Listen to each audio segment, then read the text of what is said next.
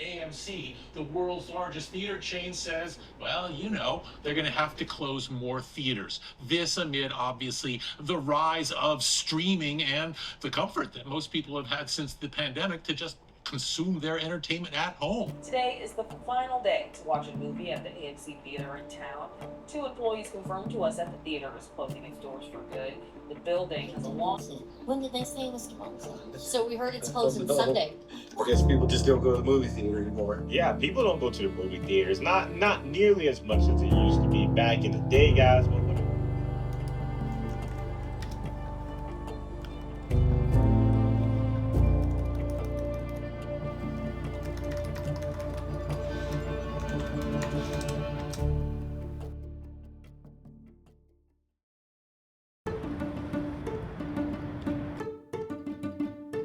We're here at FIU to attend to a Filmmakers Club meeting to see what the next generation of storytellers have to say about the decline of movie theaters.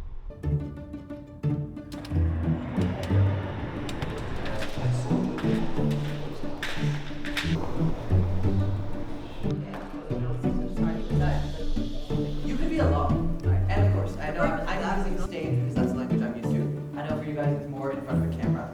The point is the same. You have to be in rhythm with your camera.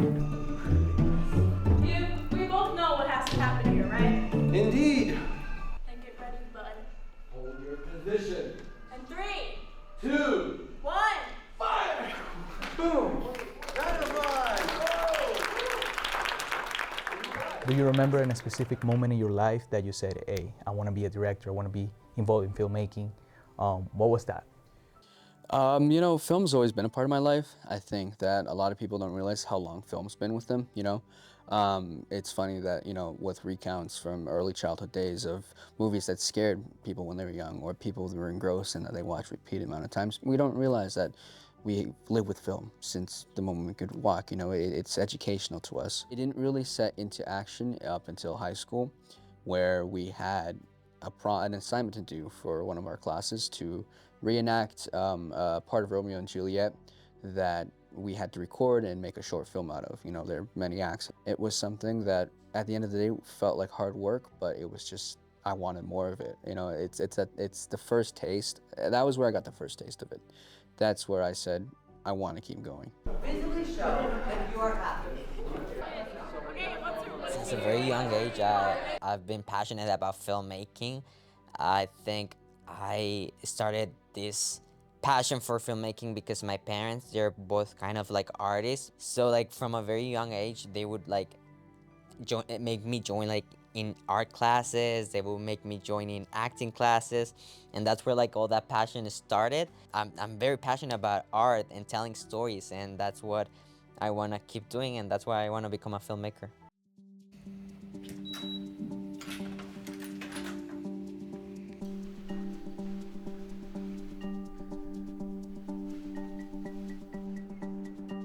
In the article while doing it, you said that this is a moving trend. Cinemas are closing down. So what made you realize that it wasn't just a local story, a regular movie theater closing, but is a part of a bigger trend that is going on? You have to think about where people are getting their movies from at this point. A lot of people get their movies from streaming apps, and that eliminates the need to go to a movie theater. In decades past, you had to go to a movie theater to watch the newest movie. And on top of that, movies will be in the theater for longer amounts of time. Now, movies might be in the theater for a few weeks, maybe a month. Before the pandemic, theatrical run for movies lasted around 90 days before they went to be a part of streaming library. Today, that window has dropped to around 30 to 45 days, with some films releasing in as little as 17 days on average. This number shows how quickly the industry has shifted towards faster at-home viewing. Do you think that's a possibility that movie theaters might close down in near future? This is a great question. I think that what's going to happen is movie theaters will be repurposed into other types of spaces, if you will. So, for example, Stranger Things season 5 just finished its season. I mean, the series ended, and they were actually showing the series finale in movie theaters. What I think might happen is we're going to see more of that. Another punch the industry never fully recovered from was the one in the box office. Movie theaters made over $11 billion a year. Today, That number is closer to 8.6 billion. Ticket sales dropped from about 1.2 billion to around 780 million US dollars, leading to more theaters closing. How does it feel if movie theaters close down completely at one point? No, I mean, that would be terrible for me, to be honest. I feel like the silver screens are literally the perfect way to watch a film. Like, even when I did my short films in Costa Rica, I ended up presenting them in the theater, and it was such a different way to watch it with like so many people in a theater, watching it in the big screens, like listening their laughter, their reactions. That's so different to just watching it at home, everyone individually. So you were a part of the short film or short documentary, Florida Boys, and you got the chance to people see it on the big screen on the Miami Festival. How did it feel for you? Can't explain it. It's almost like seeing like a UFO. You know, it's so nerve-wracking, admittedly, but it builds up so much in you, so much satisfaction of all the moving pieces coming together and people actually enjoying it. It's a blessing, honestly. It's a genuine blessing, because that's the type of feeling that you can't get from anywhere else, in my opinion. One of the reasons why movie theaters are still alive is because of big IPs, like Dune Part 3, which already sold out most of their IMAX screenings months before it comes out, which leaves the question, what about those independent films? The situation is heartbreaking for aspiring filmmakers who dream of seeing their films on the big screen. That's where FilmGate steps in. The organization champions innovation, diversity, and access, supporting underserved communities and emerging creators. Its mission is to grow Florida's creative economy through technology-driven arts that educate, inspire, and connect. But what about those more independent movies that nobody's watching, and how can you attract attention to those more independent type of movies? I'll say that with independent films, a good circuit is like the film festival circuit. So like, for example, at Filmgate Miami, a lot of local filmmakers get the opportunity to like showcase their works like on the big screen at the cozy Silver Spot Cinema in downtown Miami.